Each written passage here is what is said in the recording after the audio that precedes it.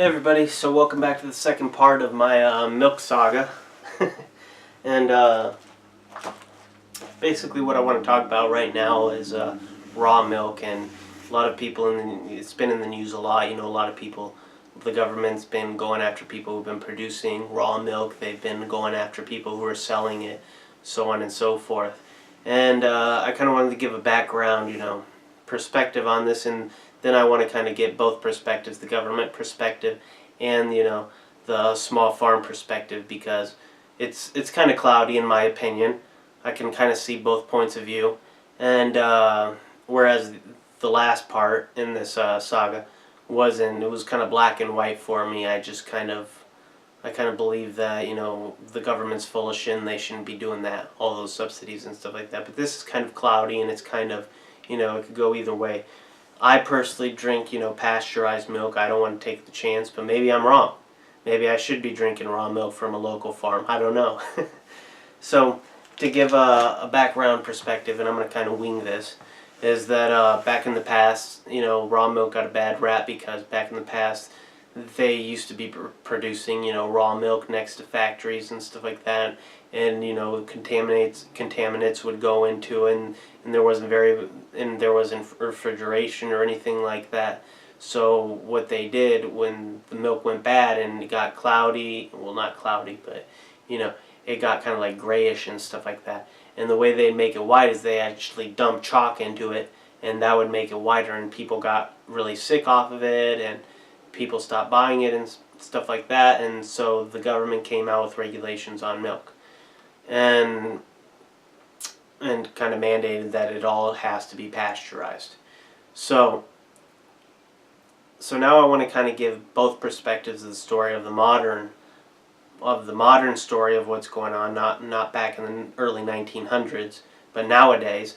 And basically I'll start off with the FDA. I went to their website and I looked up their perspective. I mean, it's pretty, there's not much there, to be completely honest.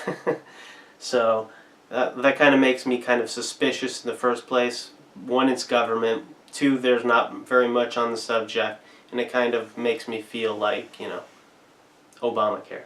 But the FDA, says that pasteurization kills harmful bacteria like Salmonella, E. coli, and L. mono, L. mono. It's Listeria. But and I do agree with that. I mean, pasteurization does kill those bacteria, kills that bacteria, but a lot of the time people get sick off of that bacteria anyways. So you could die or be harmed as a result.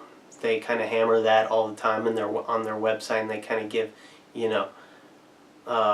first account perspectives from different people who got E. coli, and then they got, and then they ended up getting like $250,000, medical bills and stuff like that, and their kidneys were damaged and all this other stuff. So it does kind of make me worry, it kind of does make me scared to drink, raw milk. I probably won't drink, I feel the same way about, eggs. I don't really eat raw eggs. It kind of grosses me out.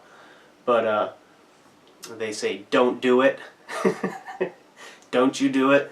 But which kind of makes me want to do it, to be honest. But they deny that pasteurization changes nutritional value, causes lactose intolerance, and causes allergic reactions, which the other side says that pasteurization does cause.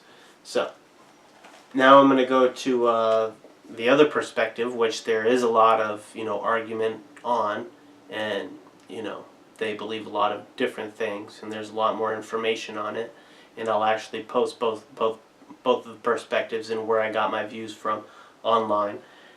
And to start off, they say that there's protective components of raw milk that such as they have killing pathogens that are like beneficial bacteria. And when you think about it, on the news lately they've been talking about beneficial. There's harmful bacteria and then there's beneficial bacteria. I mean, everybody pretty much knows that nowadays, and obviously when you pasteurize, you kill both of the bacteria. So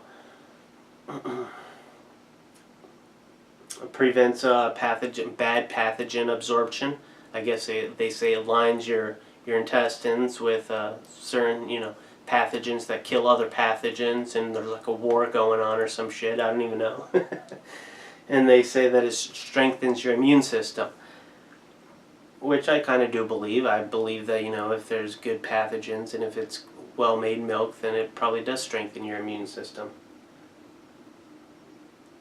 Pasteurization kills those good bacteria and pretty much kills all those good properties that the raw milk does give you, which I do believe probably does.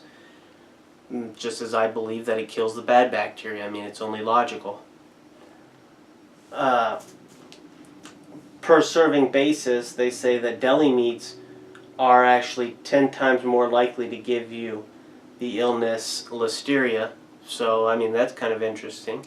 I mean, I guess it just depends on their studies. I'm not a big study person, like I said before. I like to use common sense, but this is why I'm on the fence about this stuff, because I'm not a big. Maybe one day I'll try it out and maybe I'll decide for myself once I get over my my fright. Most outbreaks have been caused by Mega Farm milk.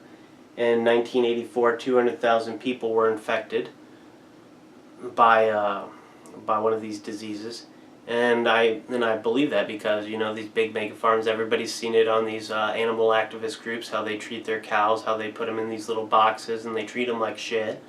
They end up getting all these illnesses and they milk them anyways. It's fucking nasty. I don't know why. I don't know why they do that. I mean, it's fucking gross. But modern innovations, like I said before, make it safer to drink raw milk, such as refrigeration. Certain techniques. You can get a petri dish and you can test all the cases of milk that are going out. Make sure that it doesn't have those bad bacteria in it, which is pretty good. I mean, makes sense.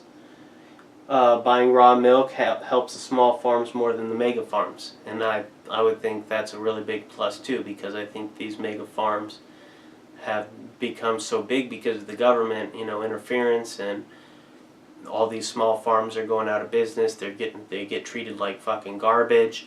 Their land is getting bought up by mega farms. I mean, if you look at the way corporations are nowadays, most corporations are under the umbrella of the biggest corporations, where back in the 80s they were more split up, but they've been buying each other up because the bigger corporations have more power than the small ones, and it's just easier to deal with the government basically when you're a big corporation.